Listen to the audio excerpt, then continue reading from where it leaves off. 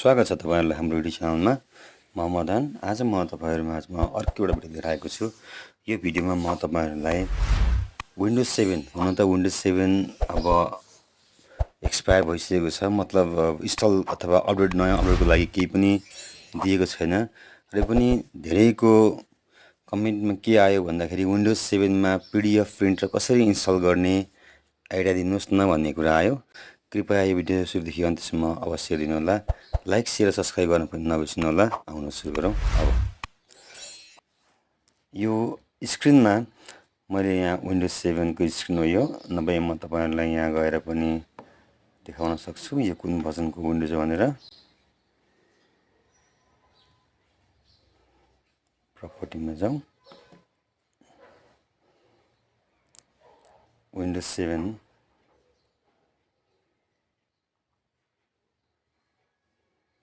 Working on Windows 7 home premium यो देख्नुभयो। अब यसमा कसरी चाहिँ पीडीएफ प्रिन्टर अथवा एडोब प्रिन्टर अथवा माइक्रोसफ्ट पीडीएफ प्रिन्टर इन्स्टल गर्ने। फर्स्टमा कन्ट्रोल प्यानलमा आउँ, रनमा गएर कन्ट्रोल टाइप गर्ने र कन्ट्रोल टाइप गरिसके पछाडि add or remove features and add and device and printer यहाँ डबल क्लिक गरौँ। प्रिन्टरको सेक्सन खुल्छ। यहाँ अगाडि जोडिएको प्रिन्टरहरू छ भने अब एडोब प्रिन्टरमा गएर क्लिक गर्ने। एडोब प्रिन्टर गइसकेपछि एड अ लोकल प्रिन्टर, यहाँ जुनै एउटा पोर्ट चुज गर्नु भए पनि हुन्छ। जस्तै मैले चाहिँ यहाँ एलपिटी 1 गरेँ, यसैलाई कन्टिन्युटी गरेँ र नेक्स्टमा गएर क्लिक गरेँ।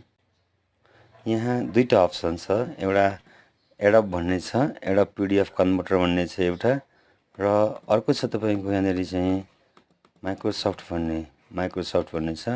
माइक्रोसफ्टमा गएर रिमोट डेस्कटप इजी प्रिन्ट। तपाईले यदि माइक्रोसफ्ट वर्ड प्रिन्टर इन्स्टल गर्न चाहनुभएको छ भने यसबाट गर्न सक्नुहुन्छ। तपाईले यहाँ गएर रिमोट इजी डेस्कटप प्रिन्ट गर्नुपर्ने हुन्छ। हैन तपाईले एडोब प्रिन्टर गर्नुहुन्छ भने तपाईले एडोबमा गएर एडोब पीडीएफ कन्भर्टर गरिदिनु होला। नेक्स्ट गरिदिनुहोस्। Use the driver that currently install recommended गरिदिनुहोस्। नेक्स्ट गरिदिनुहोस्। नेक्स्ट गरिदिनुहोस्। अब एडोब कन्भर्टर भन्ने आयो। नेक्स्ट गरिदिनुहोस्। अब फिनिश गरिदिनुहोस्। यहाँनेरि एडोब पीडीएफ कन्भर्टर भन्ने आयो। यो चाहिँ हाम्रो के हो त एडोब पीडीएफ कन्भर्टर प्रिन्टर हो। धन्यवाद छ यो भिडियो हेरिदिनु भएकोमा। यो भिडियोलाई लाइक शेयर सब्स्क्राइब गर्न पनि नबिर्सनु होला।